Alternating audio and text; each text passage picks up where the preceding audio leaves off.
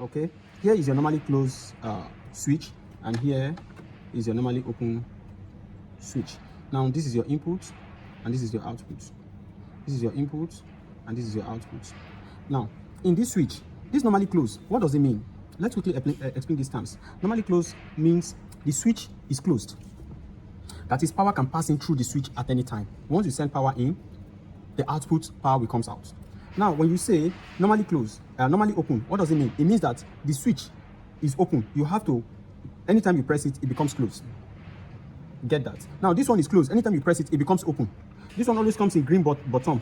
At times you see some of those big control bars. It has green, white, and yellow. Some green, red, and white, just like that. So all these buttons you see, they have a function.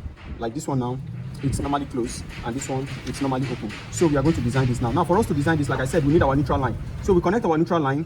For this contactor to energize, we need our line and neutral. We connect our neutral line to A1. To A1 coil of the contactor. Then our line can come from any of these three faces. So I'm taking my line now from here. I'm taking my line from here. And I'm bringing my line to the inputs. To the input of normally close of the bottom switch. Now, already it will send out power straight out. Now, the power coming again to the input of normally open. Okay, now the power goes out straight to the coil of contact, the coil of A2, which is the coil of this contactor A2. Okay, now if you look at this design now, I told you that for me to energize this contactor, I need power in A1 and A2 now, which is line and neutral. Now if I press this bottom switch now, this contactor will energize. This electric motor will start to work. This electric motor will start to work. It will start turning. Now if I leave this bottom switch, this contactor will disenergize. So, but I want this contactor to remain energized. If I press this bottom switch, I want this contactor to remain energized. I don't want it to disenergize.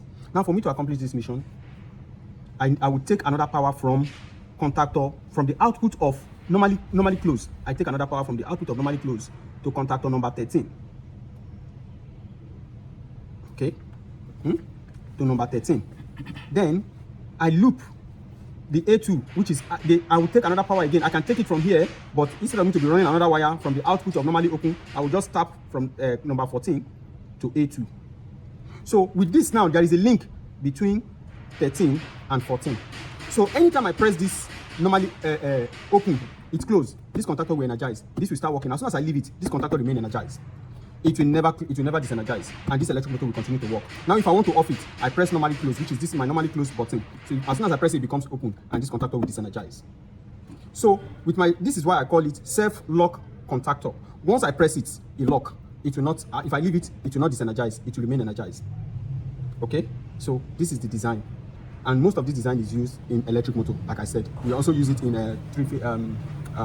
in most cases industrial, three-phase motors and other things like that. In our next video, I will be teaching us how we can protect our three-phase motor so that when one phase fails, the motor will not continue, it will not burn the motor. Instead, it will cut off the switch of the motor. So this is Martech Engineering Ventures. At Martech Engineering Ventures, this is what we do and what we do best. Please don't forget to hit the like button and subscribe so that when our next video is out, you'll be notified. Thank you.